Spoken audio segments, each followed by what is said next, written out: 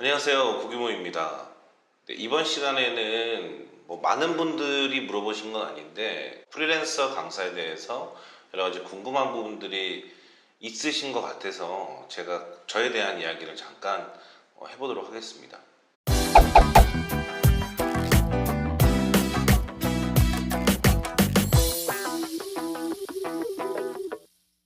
제가 연구소를 거쳐서 소재에 관련된 기술 영업을 하고 있을 때 저희 팀에 있는 그 팀원들을 교육시키다가 강의를 하게 됐고요. 그게 아마 2007년에서 8년 넘어가는 시기로 제가 기억이 됩니다. 그러다가 주변에 제가 교육하는 것들이 조금 알려지다 보니까 그거를 이제 외부에서 그런 강의를 요청하는 분들이 계셔서 외부에 이제 세일즈라든가 그런 관련된 교육을 하게 되면서 본격적으로 돈을 받고 강의를 하는 강사가 되었고요. 2010년도에는 스마트폰을 사용하면서 편리했던, 그러니까 고객 관리나 여러 가지 관련된 툴들을 제가 사용했었는데, 그 중에 이제 가장 많이 사용했던 툴 중에 하나가 이제 에버노트였는데요. 앱과 도구들을 사용하는 방법에 대해서 주변에 있는 거래처라든가 관련된 지인분들한테 그런 것들을 알려드리다 보니까 자연스럽게 판이 좀 커져서 제 강의를 하는 컨텐츠가 세일즈에서 이제 스마트 워크로 바뀌게 된 거죠. 그게 아마 2010년도로 제가 기억이 되고, 그래서 2010년부터는 본격적으로 스마트 워크 강의를 하게 되었습니다.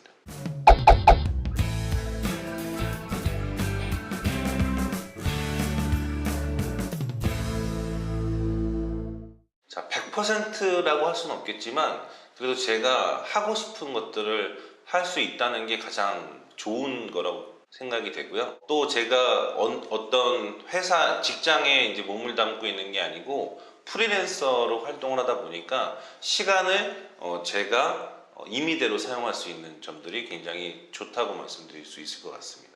그렇기 때문에 아들과 또 시간을 자주 보낼 수 있게 되었고요. 매주 목요일마다 아이와 시간을 보내는 거를 계속 하다 보니까 벌써 7년째 아이와 시간을 보내고 있고, 페이스북이나 블로그를 통해서 많이 알려졌고요. 제가 스마트 워크를 강의하는 여러 가지 이유 중 하나라고도 볼 수 있겠습니다.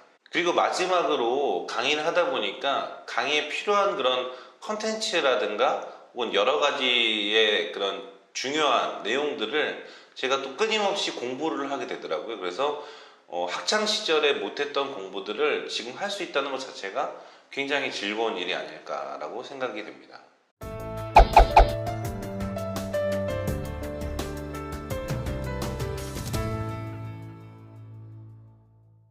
자, 좋은 점에 있어서 제가 프리랜서이기 때문에 시간이 자유롭다고 말씀드렸는데, 또 안 좋은 점으로 봤을 때도 그 부분을 또 꼽을 수 있겠습니다. 시간이 자유롭다는 거는 또 다른 의미로 봤을 때는 정해진 시간이 없기 때문에 굉장히 나태해질 수 있다는 거죠. 그래서 프리랜서들이 가장 조심해야 될 부분이 바로 시간에 대한 개념과 시간에 대한 관리라고 생각합니다.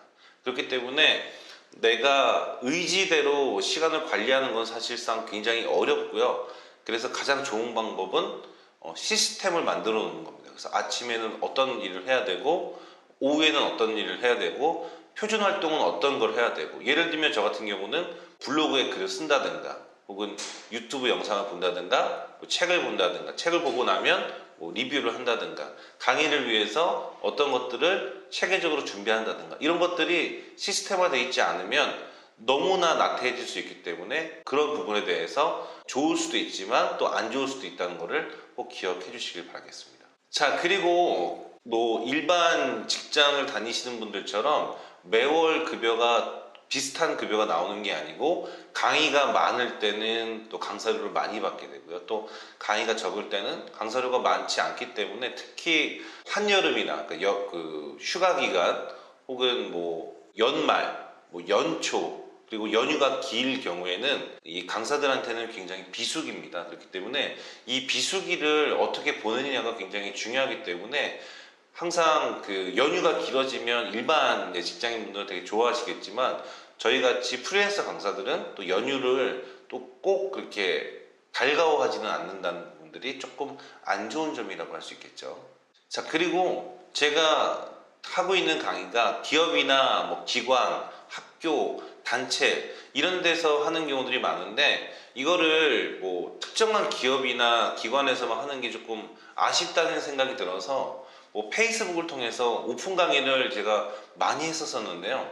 오픈 강의를 하면 정말 강의가 필요한 그 교육이 필요한 분들이 와서 그런 정보를 얻어 가시는 경우들도 있지만, 비슷한 강의를 하시는 분들이 오셔서 몰래 이렇게 찍어 가시거나 녹음해 가시는 경우들이 있을 때마다 사실은 조금 마음이 좀 아픈 경우들도 있는데, 그거를 이렇게 촬영하신 다음에 가져가셔서 공부하시는 건 괜찮은데, 그거를 본인이 만드는 것처럼 이렇게 강의에 쓰시는 것들을 보면은 조금 안타까운 생각이 드는 부분들도 약간은 좀 안 좋은 부분이라고 할 수 있겠죠.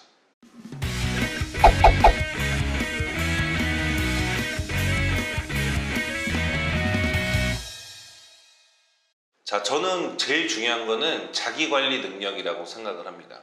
제가 프리랜서 같은 경우는 시간 관리가 중요하다고 말씀드렸죠. 그게 아마 요거랑 아마 일맥상통한다고 볼 수 있는데, 시간을 관리한다는 거는 굉장히 어렵지만 꼭 필요한 일이라고 볼 수 있겠고요. 그러기 위해서 아까도 말씀드렸지만 시스템을 만들어서 내가 시스템 안에서 움직일 수 있게끔 하는 거. 우리가 직장을 다니다 보면은 직장 내 일정한 시스템들이 있잖아요. 그거를 내 스스로 내 삶에 접목시키는 게 최우선적으로 필요하다라고 말씀드릴 수 있을 것 같습니다.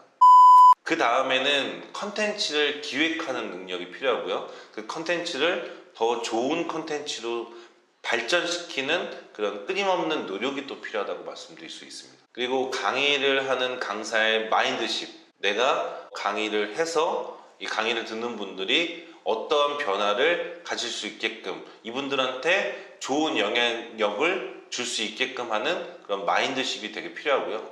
그 다음에 무엇보다도 성향이 맞아야 된다고 생각합니다. 강의를 하다 보면은 뭐 서울에서만 하는 경우가 있는 게 아니고 타 지역에 뭐 버스나 기차를 타고 오랜 기간 이동을 해서 하는 경우들이 있는데, 그렇게 하다 보면은 버스나 기차에서 굉장히 많은 시간을 보내게 되고요. 그리고 대부분 식사를 혼자 하게 됩니다. 그래서 그런 것들이 어렵지 않고 내 성향에 맞는다라고 생각하신다면 강의를 하시는데 큰 문제가 없겠지만, 그런 것들을 좀 어려워하시는 분들한테는 강의를 하는 그런 자체가 조금 힘들어질 수도 있는 그런 부분이라고 할 수 있겠습니다.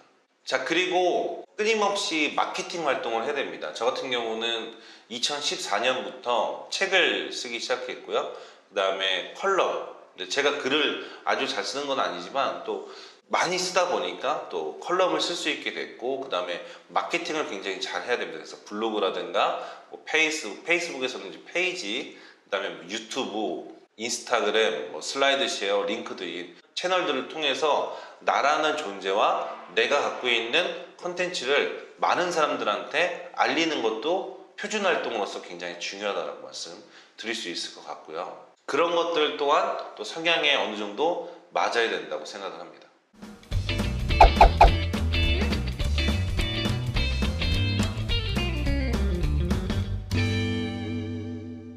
자, 가장 중요한 거는 무슨 일을 하든 간에 사실 비슷하겠지만 저는 꾸준함이라고 생각을 합니다. 제가 2015년도에 저의 인생을 굉장히 많이 바꿔놓는 그런 계기가 있어요. 그게 뭐냐면 100일 프로젝트를 시작했습니다.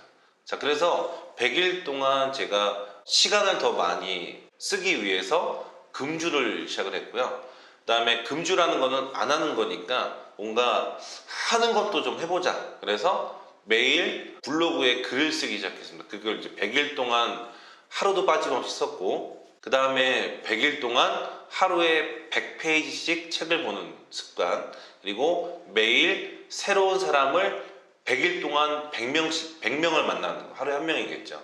자, 그리고 100군데에 매일 한 번씩 제안을 하고, 그 다음에 매일 하나의 동영상을 100일 동안 만들어 보자. 자, 요거를 처음에 시작했을 때 많은 사람들이 못할 거라고 많이 생각을 했는데, 저는 사실 자신이 있었거든요. 왜냐면 시스템을 만들어서 내가 그 시스템 안에서 표준 활동을 만들면 충분히 분명히 할 수 있을 거라고 믿었고, 사실 저도 사람이다 보니까 제 의지가 많이 약해지는 경우들이 있었어요. 예를 들면 뭐 8시, 9시까지 강의를 하고 집 앞에 오면은 그날은 블로그에 포스팅도 못하고 책도 100페이지도 못 읽은 거예요. 자, 그럴 때는 집에 들어가지 않고 집 앞에 있는 놀이터 혹은 뭐 지하철역에서 글도 쓰고 책을 100페이지를 다 봅니다. 그럼 뭐 11시, 12시가 되죠.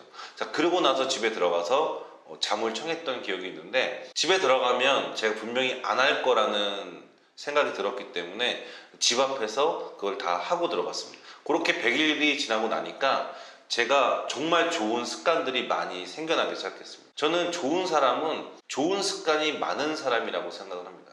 그렇기 때문에 강사는 특히 좋은 습관이 많아야지만 강사로서 오랫동안 활동할 수 있다는 것을 꼭 여러분들이 기억해 주시길 바라겠고요.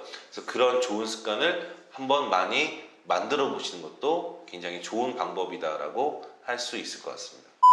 자, 마지막으로는 컨텐츠를 계속 발전시키는 건데요. 강의를 뭐 저는 뛰어나게 잘하는 강사는 아니지만 저의 가장 큰 강점은 컨텐츠를 계속 진화시키는 겁니다. 컨텐츠가 하나가 아니고 여러 개의 컨텐츠를 만드는 경우도 있지만 그 하나의 컨텐츠를 굉장히 폭넓고 깊게 만드는 것도 굉장히 필요하다는 거죠. 그래서 컨텐츠를 계속 진화시키는 작업들도 굉장히 중요하다. 결국에는 강의력보다 컨텐츠의 퀄리티와 컨텐츠의 다양성이 강사를 오랫동안 할 수 있도록 하는 가장 중요한 원동력이다 라고 말씀드릴 수 있을 것 같고요.